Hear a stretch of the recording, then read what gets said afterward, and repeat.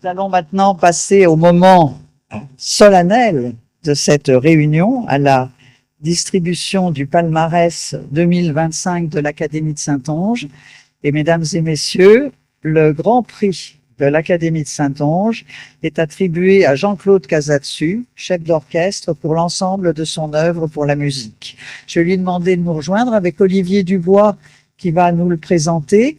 Mais en attendant, et pendant qu'il nous rejoigne, je voudrais qu'on essaye de ressentir ce que ressentent les musiciens d'un orchestre quand ils ont en face d'eux Jean-Claude Casatsu. Alors essayez d'éprouver ce qu'ils éprouvent. 4 et 4.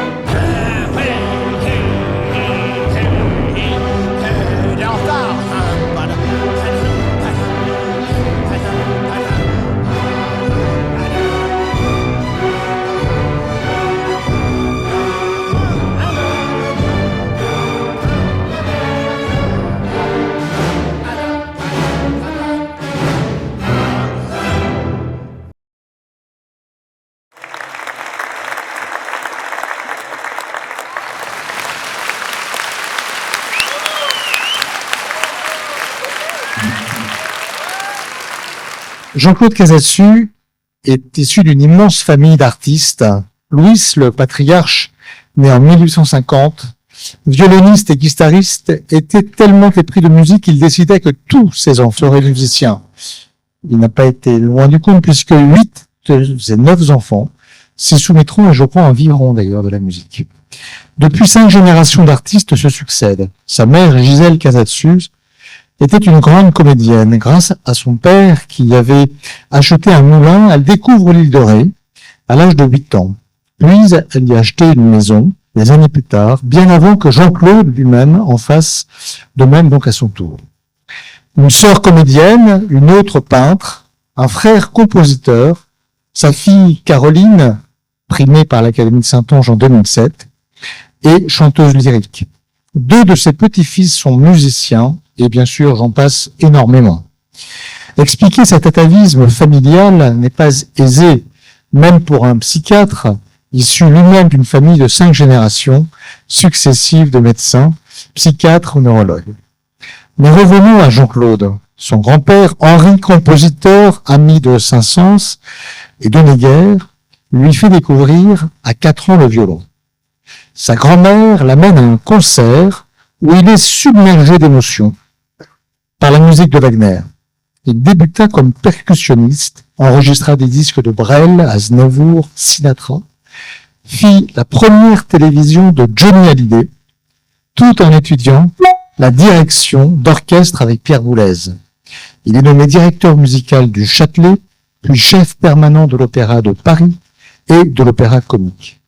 En 1976, il a créé ce qui deviendra l'Orchestre national de Lille, dont il est donc le fondateur. Sa devise, porter la musique partout où elle peut être reçue, l'amène à jouer dans les salles de sport, les églises, les usines, les prisons. À l'instar de Malraux, il veut donner par la musique conscience aux hommes de la grandeur qu'ils portent en eux.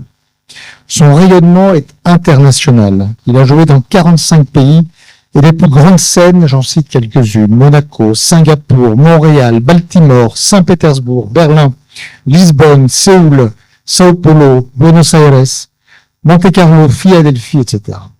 Il ne s'est jamais éloigné de cette morale d'André Gide. J'admire les gens qui cherchent la vérité. Je redoute ceux qui la trouvent.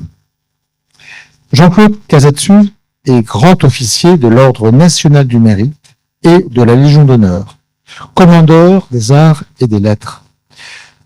En 2004, la victoire de la musique classique lui décerne une victoire d'honneur.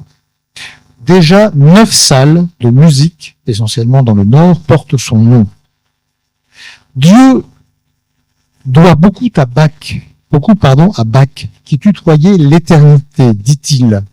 Moi, je dois beaucoup à mon grand-père qui tutoyait Bach. Chapeau l'artiste, vive le maestro!